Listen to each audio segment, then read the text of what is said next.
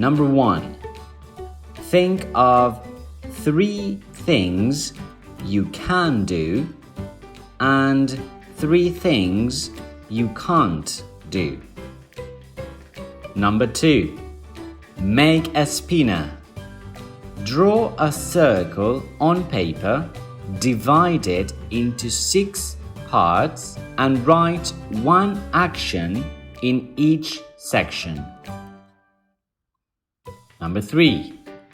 Draw a picture next to each action. Number 4. Cut the circle out and glue it onto cardboard. Cut it out again. Number 5. Draw a small arrow on the cardboard.